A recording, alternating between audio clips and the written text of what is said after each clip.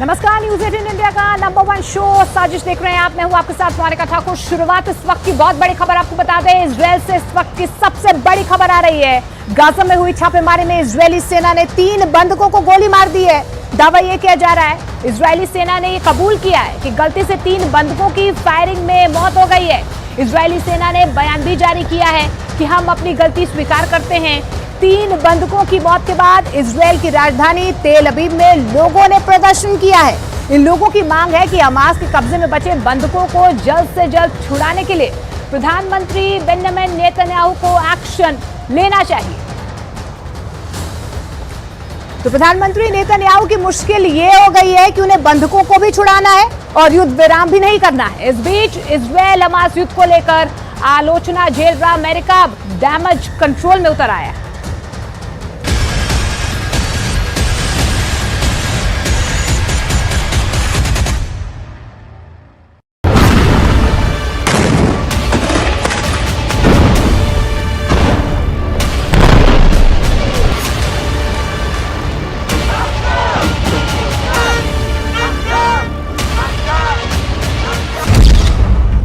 योतम हैम, उम्र 28 वर्ष।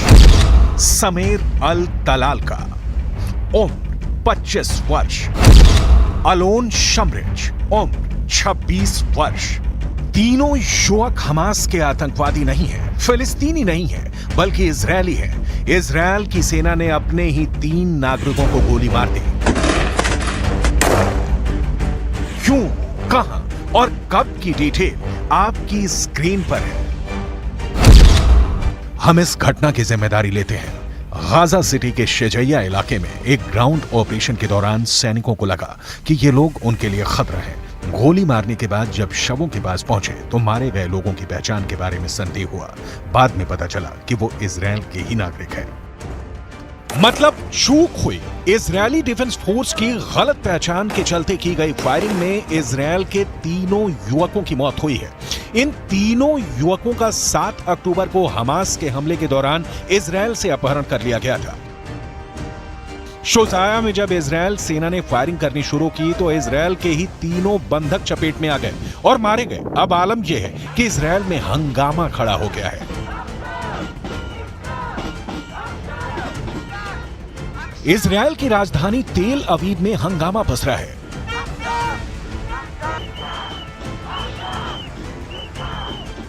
नाराज लोगों ने तेल अवीव में इजरायली सेना के हेडक्वार्टर्स के बाहर प्रदर्शन किया है।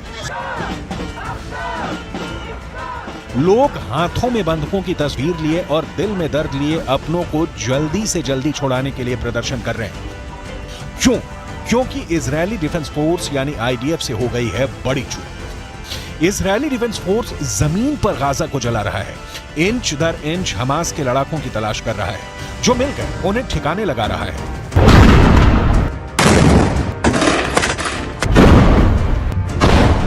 लेकिन इसी दौरान एक ऐसी घटना हुई है जिससे पूरा इजरायल बेंजामिन नेतन्याहू के खिलाफ देखने लगा है। इस घटना के बाद तेल अवीव से लेकर वॉशिंगटन तक हाय तौबा मची है, क्योंकि इजरायली डिफेंस फोर्स ने एक हमले में 3 बंधकों को मार डाला है।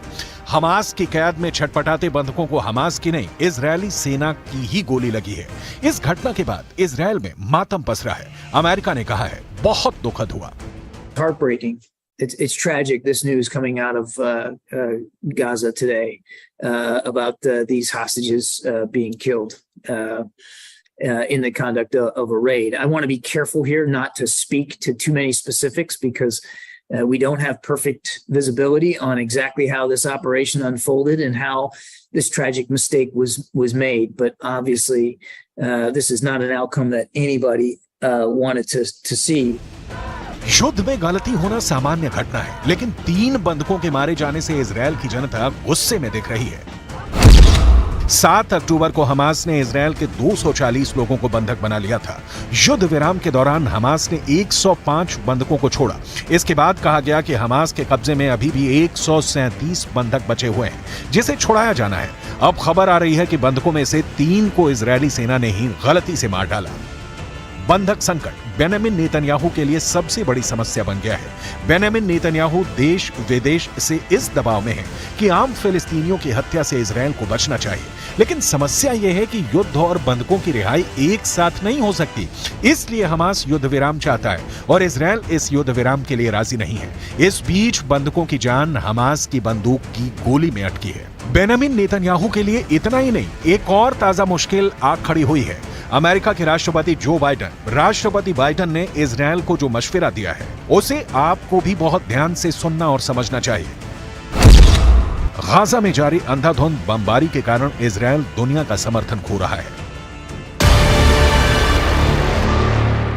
अमेरिका की यह चिंता इसलिए है क्योंकि अमेरिका के संग के कारण ही इजरायल पूरे अरब वर्ल्ड को चैलेंज करते हुए गाजा में बमबारी कर रहा है। बड़ी संख्या में फिलिस्तीनी मारे जा रहे हैं। महिलाओं और बच्चों की मौत देखकर दुनिया का कलेजा मुंह को आ रहा है।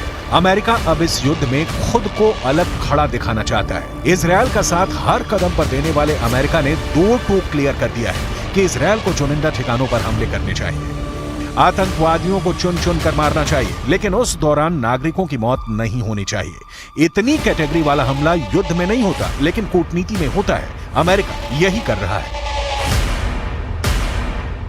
युद्ध खत्म करने की इतनी जल्दी अमेरिका को होती तो ना लाल सागर में और ना ही भूमध्य सागर में अमेरिकी युद्धपोत पहरा दे रहे होते। अमेरिका संयुक्त राष्ट्र में युद्ध विराम के खिलाफ वीटो नहीं करता। अमेरिका इजरायल को बेहद सस्ते और हर संभव हथियार सप्लाई नहीं करता।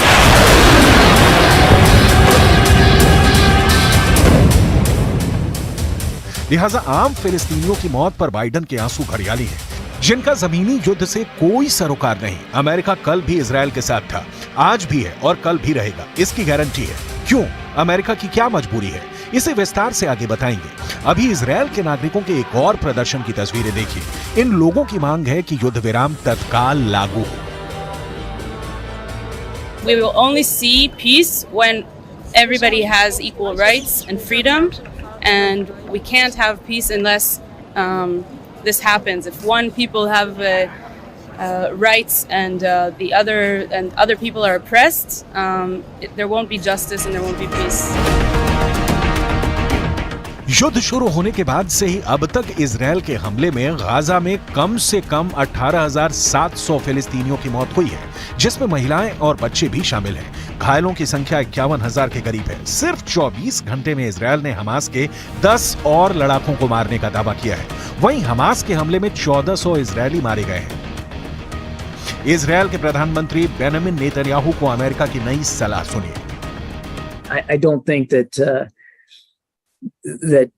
we can necessarily make some sort of broad judgment about the specific circumstances here and what that says about the ability for them to be more surgical and more precise. I would add that when they went into North Gaza, they went in with a much smaller footprint, and they were able to conduct smaller scale, smaller unit operations than what they had originally planned to do. America क्या चाहता है? युद्ध की दशा और दिशा पर उसका कोई असर नहीं दिख रहा। इजरायल और हमास के बीच शांति की कोई गुंजाइश नजर नहीं आ रही। इजरायली सेना के विमान लगातार हमास के नियंत्रण वाले गाजा पट्टी में बम बरसा रहे हैं। युद्ध की वजह से मासूमों को जान गंवानी पड़ रही है। संयुक्त राष्ट्र में फिलिस्तीन के मिशन ने कहा है कि इजरायल को अपने अवैध व्यवहार को लेकर नतीजे भुगतने का डर नहीं है। मिशन ने सुरक्षा परिषद से कहा है कि इजरायल के खिलाफ कार्रवाई की जाए। इसका कहना है कि युद्ध विराम की मांग के बाद भी इजरायल अंतर्राष्ट्रीय कानून तोड़कर काम कर रहा है। अमेरिका के एनएसए जैक सुलिवन ने फिलिस्तीनी अथॉरिटी के राष्ट्रपति महमूद अब्बास से बात की है। इस दौरान गाजा में लोगों को भेजी जाने वाली मानवीय मदद को बढ़ाने पर चर्चा हुई है। इस मुलाकात में आम नागरिकों की सुरक्षा को बढ़ाने पर भी जोर दिया गया, लेकिन इस जोर का नतीजा निकलता नहीं दिख रहा है। विश्व स्वास्थ्य संगठन ने गाजा के हेल्थ सिस्टम के बर्बाद होने पर चिंता जताई है। गाजा में 36 अस्पताल थे, जिनमें से सिर्फ 11 ही कुछ हद तक काम कर रहे हैं। इन अस्पतालों में 50,000 से ज्यादा घायलों का इलाज चल रहा है। 7 अक्टूबर से अब तक इजरायल ने गाजा में 22,000 से ज्यादा ठिकानों पर बमबारी की है। इसकी वजह से 19 लाख फिलिस्तीनी बेघर हो गए हैं, जो गाजा की आबादी का 85% हिस्सा है।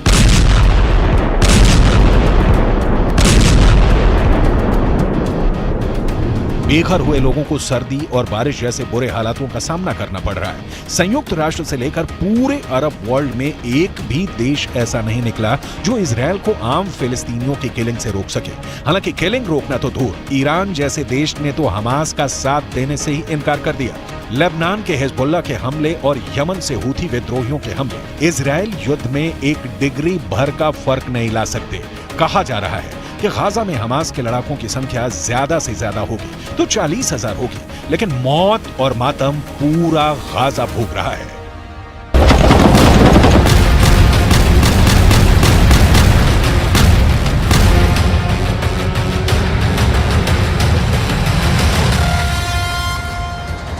इस बीच ईरान से एक ब्रेकिंग न्यूज आई है। ये ऐसी खबर है जिसने इजरायल में तहलका मचा दिया है। ईरान ने अपने यहाँ इजरायल की खुफिया एजेंसी मोसाद के एक एजेंट को फांसी दे दी है। ईरान ने आरोप लगाया है कि मोसाद का वो एजेंट उसकी जासूसी करके इजरायल को सारी खुफिया जानकारी पहुंचा रहा था। ईरान के सेक्शन से इजरायल से उसकी दुश्मनी और गहरी होना तय है। और ईरान ने ये धमकी भी दी है कि अगर इजरायल ने गाजा पर हमले बंद नहीं किए तो बहुत बड़ा धमाका होगा। अगर ईरान ने ये धमाका कर दिया तो उसकी मचाई हुई तबाही के आगे गाजा की बर्बादी भी बौनी साबित होगी। मरने वालों की तादाद हजारों में नहीं लाखों में पहुंच सकती है। लेकिन सवाल यह है कि क्या ईरान ने परमाणु बम बना लिया है?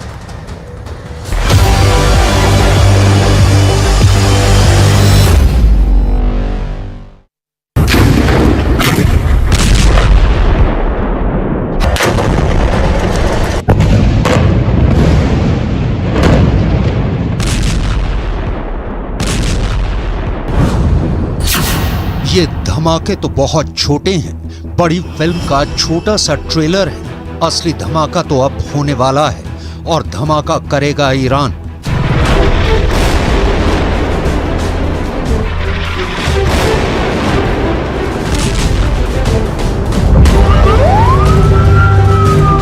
ईरान ने अगर बम फोड़ा तो वो दुनिया का आखिरी बम धमाका भी साबित हो सकता है, क्योंकि वो ऐसा ब्लास्ट होगा जो पूरी दुनिया की चीथड़े उड़ा देगा। ऐसा ब्लास्ट जिससे बचना नामुमकिन होगा। डर है कि ईरान सीधा परमाणु बम फोड़ेगा और वो परमाणु बम का टाइमर सेट कर चुका है।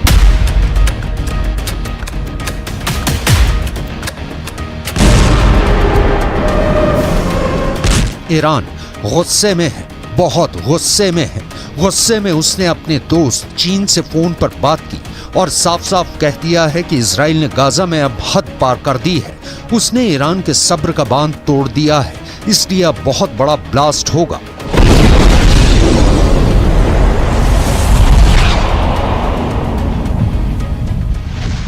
در حمایت از غزه اقداماتی انجام داده میشه و اگر این وضعیت ادامه پیدا بکنه هر آن امکان یک انفجار غیر قابل پیش بینی و غیر قابل کنترل در منطقه وجود داره. این چیزی است که آمریکایی ها تا امروز درک نکردن و چنانچه درک نکنن پیامدهای اون دامن آمریکا رو هم قطعاً خواهد. ईरान के विदेश मंत्री ने अपने बयान में धमाका शब्द का इस्तेमाल किया और पूरी दुनिया में तहलका मच गया। अमेरिका से लेकर ब्रिटेन और फ्रांस जैसे तमाम पश्चिमी देश खौफ से भर गए हैं। सब सोच में पड़े हैं कि ईरान किस धमाके की बात कर रहा है, आखिर उसके दिमाग में क्या साजिश चल रही है। डर जताया जा रहा है कि कहीं ईरान ने परमाणु बम तो नहीं बना लिया। ईरान करीब 2 दशक से चोरी छिपे परमाणु बम बना रहा है, मगर ये बात वो मानता नहीं। वो कहता है कि उसके न्यूक्लियर प्रोग्राम का हथियारों से कोई लेना देना नहीं, उसका परमाणु कार्यक्रम एकदम शांतिपूर्ण है। मगर करीब 6 साल पहले इजराइल ने बाकायदा सबूतों के आधार पर ईरान के परमाणु कार्यक्रम का भंडाफोड़ किया था।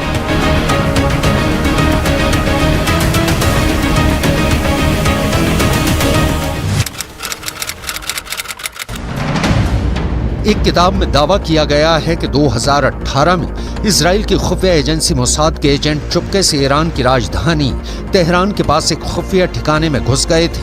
वहां उन्होंने हजारों की तादाद में ऐसे टॉप सीक्रेट फाइलें चुरा ली थी जिनमें ईरान के परमाणु बम बनाने के कार्यक्रम का पूरा कच्चा चिट्ठा था।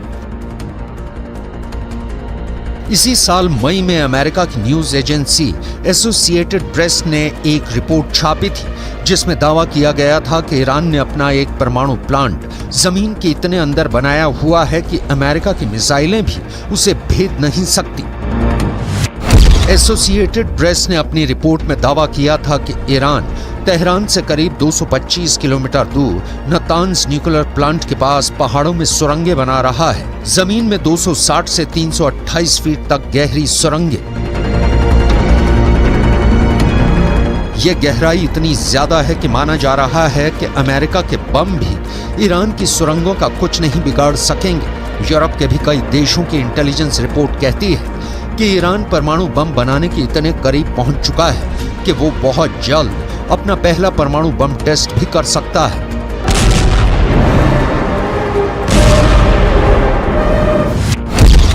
ईरान के परमाणु प्रोग्राम की जांच कर रही है संयुक्त राष्ट्र की न्यूक्लियर एजेंसी IAEA यानी इंटरनेशनल एटॉमिक एनर्जी एजेंसी का तो दावा है कि ईरान परमाणु बम बनाने के लिए इतना यूरेनियम जुटा चुका है कि महज 12 दिन में परमाणु बम बना डालेगा।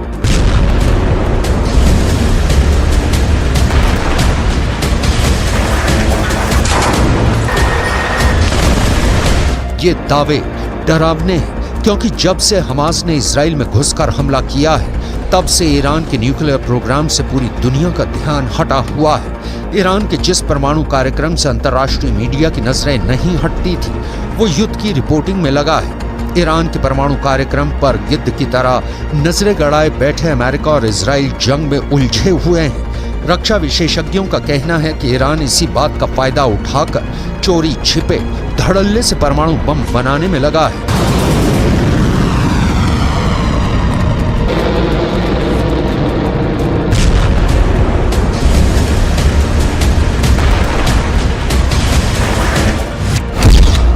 सवाल ये है कि क्या 7 अक्टूबर को हमास से इजराइल पर हमला करवाना ईरान की सोची समझी साजिश का हिस्सा था ताकि वो पश्चिमी देशों का ध्यान हमास में भटकाकर आराम से अपना परमाणु बम बना सके।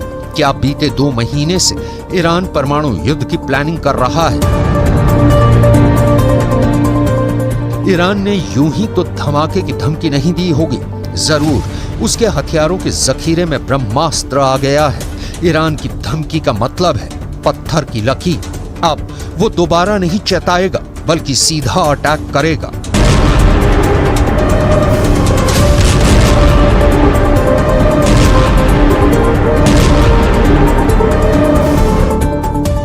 ईरान के विदेश मंत्री ने फोन पर चीन के विदेश मंत्री से ये भी कहा कि गाजा की जंग पूरे पश्चिम एशिया में फैल चुकी है। अभी तो बस लेबनान का हिजबुल्लाह और यमन के हूथी विद्रोही हमास के साथ खड़े हैं। आगे चलकर कई और देश इस जंग में कूद जाएंगे। ऐसे में अगर इजराइल ने अब भी हथियार नहीं डाले तो फिर जंगों का ऐसा विस्फोट होगा जिसमें पूरा का पूरा पश्चिम एशिया तबाह हो जाएगा। फोन पर चीन के विदेश मंत्री ने ईरान के विदेश मंत्री को समझाया कि गाजा की जंग का सिर्फ एक ही समाधान है और वो ये है कि इजराइल के साथ फिलिस्तीन के लोगों को भी उनका देश दिलाया जाए। मगर ईरान इजराइल को खत्म करने की कसम खाए बैठा है। वो पहले ही दो टूक कह चुका है कि पूरे फसाद की जड़ ही इजराइल है। इसलिए जब इजराइल नक्शे से मिटेगा तभी पूरी दुनिया में शांति आएगी।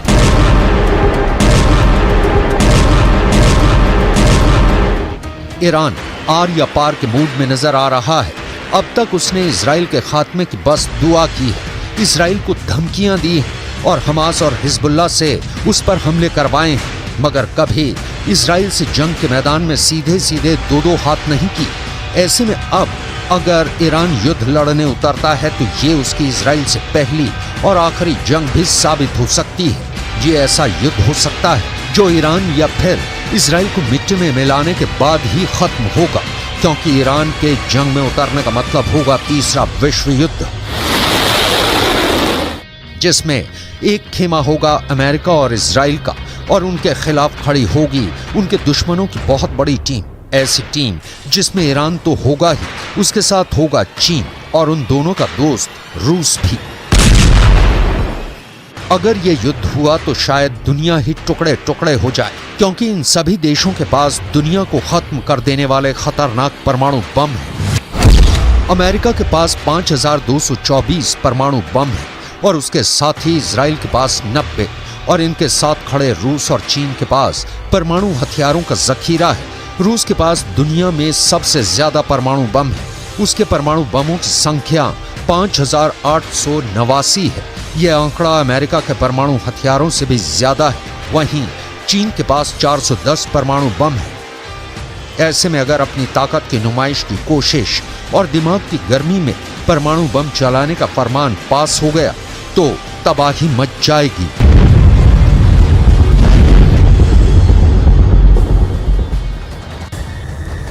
ईरान ने तो इजरायल को आखिरी धमकी दे डाली है। इस बीच तुर्की से इतनी बड़ी खबर सामने आई है कि इजरायल के पैरों तले जमीन खिसकने वाली है। खबर है कि 7 अक्टूबर को जब इजरायल पर अब तक का सबसे बड़ा आतंकी हमला हुआ था, उस दिन हमास का चीफ इस्माइल हानिया तुर्की में ही था। अमेरिका के मीडिया को दिए इंटरव्यू में तुर्की के राष्ट्रपति के चीफ सिक्योरिटी एडवाइजर ने जो बयान दिया है उससे इस खबर की पुष्टि होती नजर आ रही है, क्योंकि उन्होंने 7 अक्टूबर को हानिया के तुर्की में होने की बात से इनकार नहीं किया है। अगर ये खबर पक्की है तो न सिर्फ इजरायल बल्कि अमेरिका और पूरे के पूरे नेटो के लिए बहुत बड़ा झटका है। लेकिन सवाल ये है कि क्या इजरायल पर हमास के अटैक का मास्टरमाइंड तुर्की था?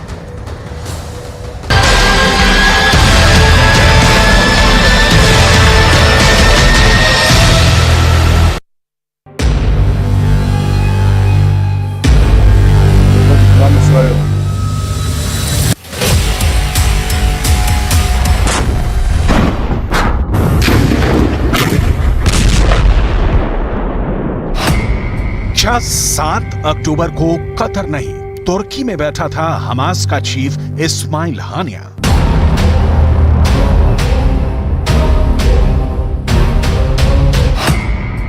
क्या 7 अक्टूबर को तुर्की में बैठकर इजरायल में खून खराबे का जश्न मना रहा था हानिया?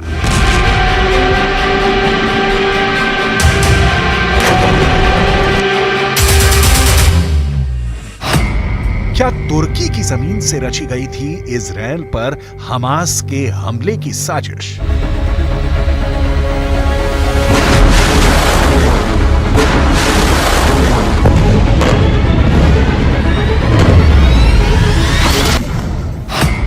क्या तुर्की के राष्ट्रपति एर्दोगान ने सुनाया था हमास को इजरायल में कत्लेआम मचाने का फरमान?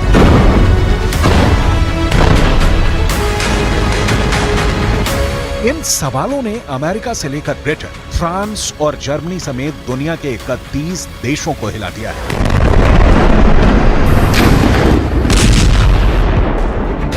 पूरे के पूरे नाटो में हड़कंप मच गया है। तुर्की ने एक बार फिर नाटो देशों का ब्लड प्रेशर बढ़ा दिया है। नाटो को तुर्की वो विभीषण बनता दिखाई दे रहा है जो उनके 74 साल पुराने सैन्य गठबंधन की कब्र खोद सकता है।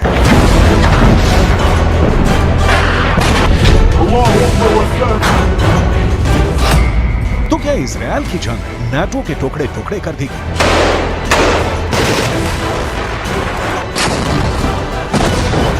जिस नाटो की बुनियाद करीब 2 साल से जारी यूक्रेन के युद्ध में नहीं हिली, उसके वजूद पर महज 2 महीने पहले शुरू हुई गाजा की लड़ाई ने तलवार लटका दी है और नाटो का सबसे बड़ा दुश्मन बनकर खड़ा हो गया है खुद नाटो का सदस्य तुर्की।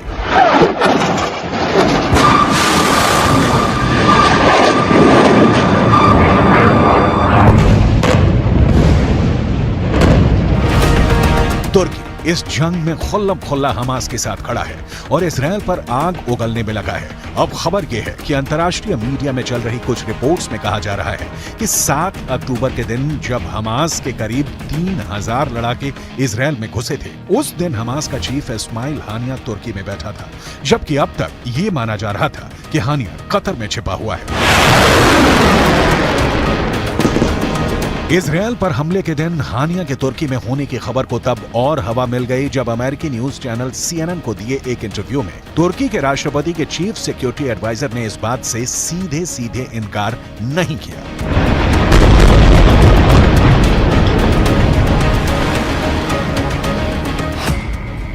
उन्होंने इंटरव्यू में कहा कि वो नहीं जानते कि 7 अक्टूबर को हानिया कहां था। हो सकता है वो तुर्की में हो, मुद्दा ये नहीं है। कि हमास के नेता किस वक्त कहां हैं। मुद्दा यह है कि हम इस जंग को कैसे रोकें।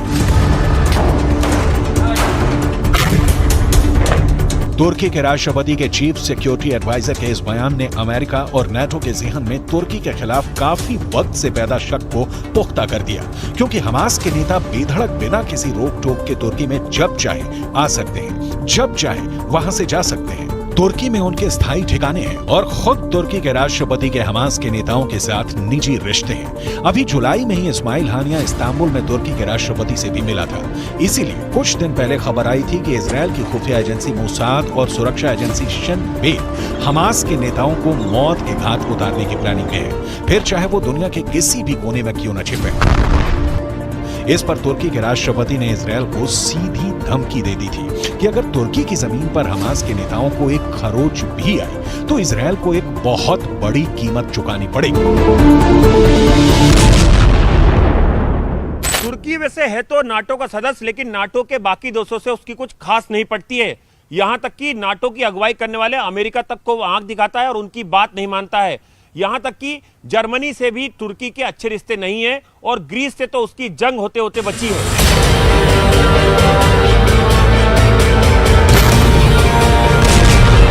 नाटो देश जो रास्ता पकड़ते हैं तुर्की उससे बिल्कुल उल्टी चाल चलता है। यूक्रेन के युद्ध में भी तुर्की ने यही किया। नाटो देशों ने रूस पर प्रतिबंध लगाए, मगर तुर्की ने रूस पर प्रतिबंध लगाना तो दूर, तुर्की के राष्ट्रपति ने पुतिन से रिश्ते भी नहीं तोड़े और रूस से गैस खरीदनी भी जारी रखी। अब गाजा की जंग में भी तुर्की का स्टैंड नाटो के स्टैंड से बिल्कुल अलग है।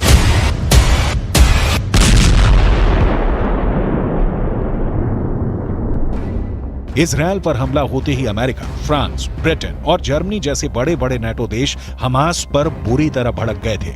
बिना वक्त गंवाए उन्होंने इजरायल से हमदर्दी जताई और इस लड़ाई में उसके पीछे खड़े हो गए।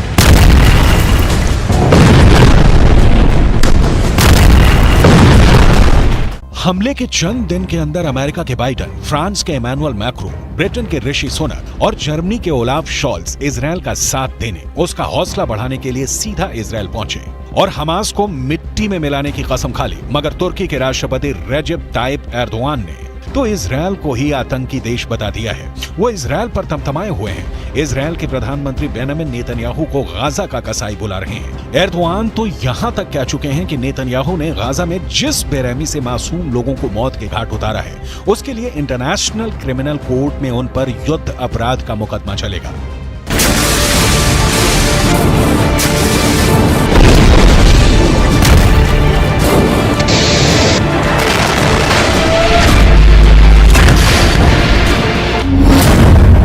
तुर्की और इजरायल के कूटनीतिक रिश्तों में पहले से ही खटास थी और गाजा की जंग ने दोनों देशों के बीच की खाई को और गहरा कर दिया है।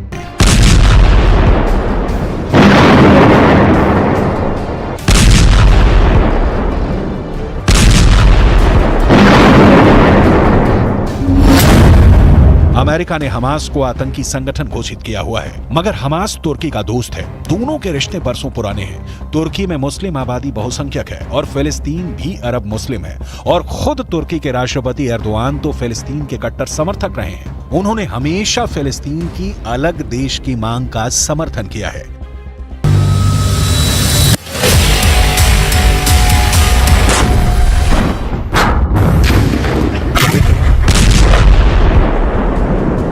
अमेरिका तो ये तक दावा करता है कि उसके पास सबूत हैं कि तुर्की फंड जुटाने में हमास की पूरी तरह मदद करता है। इस वजह से अमेरिका तुर्की पर हमास के रिश्ते तोड़ने का जबरदस्त दबाव बनाने में लगा है, मगर तुर्की के सिर पर तो जू तक नहीं रेंग रही है। उल्टा तुर्की हमास के लड़ाकों को फिलिस्तीन की आजादी के लिए लड़ रहे स्वतंत्रता सेनानियों का तमगा दिए बैठा है।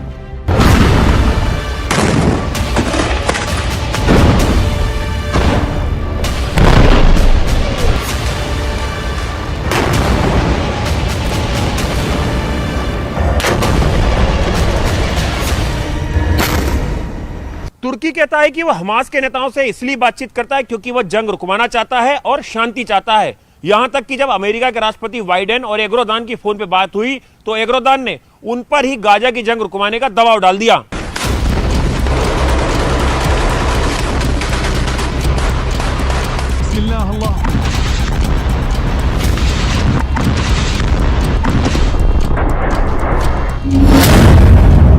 तुर्की के इन्हीं तेवरों ने अमेरिका और नाटो के सिर में दर्द किया हुआ है। इसलिए सवाल यह है कि फिर भी अमेरिका तुर्की के आगे बेबस क्यों है? क्यों वो तुर्की के नखरे सह रहा है? तो ये बात है कि अमेरिका और नाटो का तुर्की के बिना गुजारा नहीं और तुर्की उनकी इस मजबूरी का फायदा उठाने में लगा है।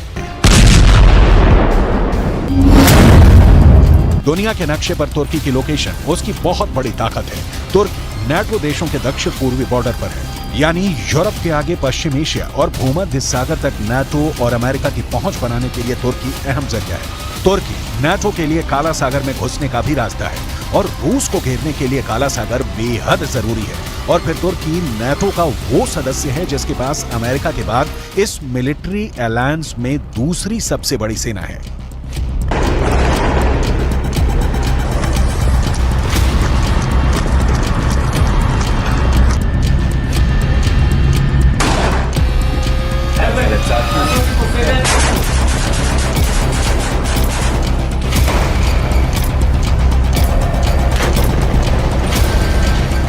और तो और तुर्की नाटो के लिए जमीन पर और समंदर में भी अड्डे मुहैया करा सकता है। ऐसे में नाटो और अमेरिका तुर्की जैसे देश को खोने का खतरा नहीं उठा सकते, क्योंकि उनके रूस और चीन जैसे सबसे बड़े दुश्मन तुर्की को अपने खेमे में लेने के लिए तैयार खड़े हैं।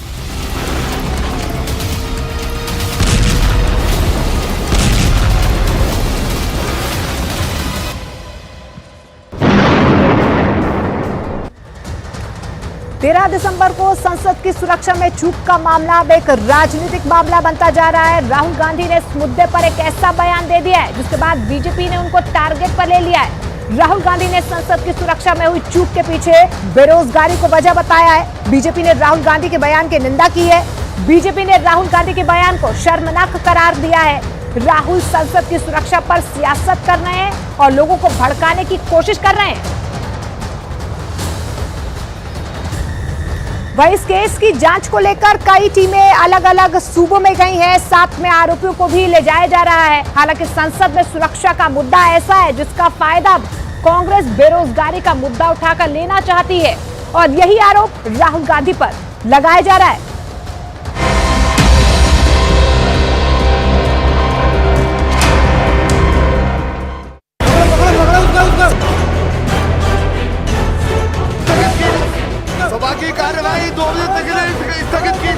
अनुसंधान अपने जगह पे लॉजिकल एंड तक जाएगी, किसी भी दोषी को छोड़ा नहीं जाएगा। जले हुए मोबाइलों में है संसद कांड का पूरा राज। आखिर ललित झा के पीछे असली चेहरा कौन है? क्या इस असल चेहरे का राज भी जले हुए मोबाइल में ही है? आखिर नीलम, अमोल, मनोरंजन और सागर को संसद के अंदर जाकर हंगामा खड़ा करने और संसद का सुरक्षा चक्र तोड़ने के लिए किसने प्रेरित किया? क्या इसकी भी पूरी जानकारी जले हुए मोबाइलों में ही है? अगर कई महीनों से संसद के अंदर उपद्रव करने की यह साजिश रची जा रही थी, तो इसका मतलब साफ है कि इन सभी मोहरों के पीछे कोई ना कोई बड़ा चेहरा जरूर है, क्योंकि संसद के अंदर घुसकर स्मोक स्प्रे का इस्तेमाल कर पूरे देश को हैरान करने की इतनी बड़ी साजिश किसी संगठन के आम कार्यकर्ता के बस की बात नहीं है। एक तरफ जहां दिल्ली पुलिस गिरफ्तार आरोपियों से सच उगलवाने में लगी है, तो वहीं इस मामले के मास्टरमाइंड ललित की पूरी कुंडली भी खंगाली जा रही है। यही नहीं, इस मामले पर अब जमकर राजनीति भी शुरू हो गई है। राहुल गांधी और बीजेपी के बीच अब ये मुद्दा सिर्फ संसद की सुरक्षा में चूक या शांति व्यवस्था को भंग करने या अशांति पैदा करने का ही नहीं है। ये सिर्फ संसद में उपद्रव का मुद्दा नहीं है। अब राहुल गांधी इसे एक राजनीतिक मुद्दा बनाने की कोशिश कर रहे हैं। और अब ये सवाल उठना भी लाजमी है कि क्या इस राजनीतिक मुद्दे को कांग्रेस पार्टी भविष्य में इस्तेमाल करना चाहती है। आखिर क्या है राहुल गांधी का वो बयान जिस पर बीजेपी का विरोध शुरू हो गया है? बीजेपी की तरफ से राहुल गांधी पर क्या पलटवार किया गया है? ये सारे बयान आपको सिलसिलेवार आगे दिखाने वाले हैं, लेकिन सबसे पहले बात करेंगे महेश की, क्योंकि पूरे मामले में सबसे ताजा गिरफ्तारी महेश की ही है। कौन है ये महेश और क्यों इसकी गिरफ्तारी को बहुत ज्यादा अहम माना जा रहा है, इस पर पहले बात करेंगे। महेश की लोकेशन राजस्थान के नागौर में पाई गई थी और इस संसद कांड में महेश का रोल संसद कांड को अंजाम देने वाले सभी उपद्रवियों के लिए रहने का इंतजाम करना था। इतना ही नहीं, महेश वही शख्स है जिसने इस पूरे मामले के मास्टरमाइंड कहे जा रहे ललित झा के साथ मिलकर संसद कांड आरोपियों के मोबाइल भी नष्ट कर दिए हैं। मामले को आगे विस्तार से समझने के लिए एक बार फिर पूरी घटना को समझना पड़ेगा। दरअसल 13 दिसंबर को सागर और मनोरंजन नाम के 2 आरोपी संसद के अंदर घुस गए थे और संसद में दर्शक दीर्घा से लोकसभा सांसदों के फ्लोर की तरफ कूदकर सीटों पर चढ़ गए थे। उसी वक्त संसद के बाहर भी स्मोक स्प्रे छोड़ा जा रहा था। यानी उस वक्त 13 दिसंबर को 2 लोग संसद के अंदर उपद्रव मचा रहे थे, सागर और मनोरंजन, और 3 लोग संसद के बाहर मौजूद थे, नीलम, अमोल शिंदे और ललित झा।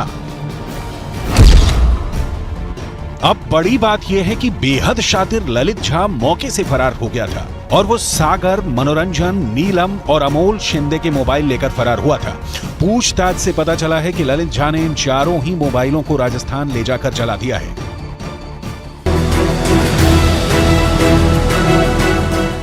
जैसा कि आरोपी दावा कर रहे हैं कि यह मामला साधारण विरोध प्रदर्शन का है, तो आखिर मोबाइलों को जलाकर ललित झा और ये चारों आरोपी क्या छुपाना चाहते थे? दरअसल मोबाइल में ही इस पूरे मामले के बड़े राज छुपे हो सकते हैं और अब नष्ट हुए मोबाइलों के टुकड़ों से क्या कोई मदद मिल सकती है, ये भी बड़ा सवाल है। सवाल ये उठता है कि क्या मोबाइल में कुछ संवेदनशील दस्तावेज थे जिसकी वजह से मोबाइल को जलाया गया? क्या मोबाइल में कुछ कॉल रिकॉर्डिंग्स या कोई डिटेल सबूत मौजूद था जिसकी मदद से पूरे केस में मास्टरमाइंड तक पहुंचा जा सकता है, या कोई ऐसी जानकारी जो उस बड़ी मछली तक जांच एजेंसियों को पहुंचा सकती है? इतना ही नहीं, महेश वही शख्स है जिसने इस पूरे मामले के मास्टरमाइंड कहे जा रहे ललित झा के साथ मिलकर संसद कांड आरोपियों के मोबाइल भी नष्ट कर दिए हैं। इस फैन पेज का एडमिन कौन था, इसकी तलाश पुलिस कर रही है, लेकिन क्या इसी फैन पेज के माध्यम से लोगों को जोड़कर उपद्रव की साजिश रची गई?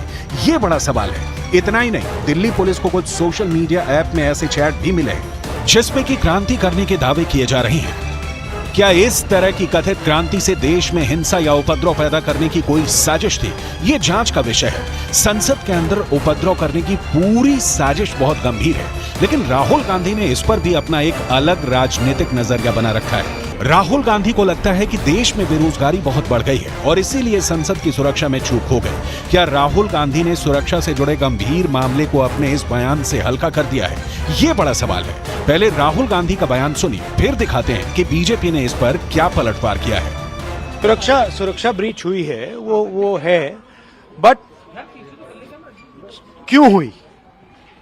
जो देश में सबसे बड़ा मुद्दा है, बेरोजगारी का मुद्दा, जो पूरे देश में उबल रहा है, मोदी जी की पॉलिसीज के कारण हिंदुस्तान के युवाओं को रोजगार नहीं मिल रहा है, तो ब्रीच जरूर हुई है, बट इसके पीछे कारण बेरोजगारी है और महंगाई है। वो एक ऐसे युवा नेता है जो कई चीजें कह जाते हैं, समझे ना।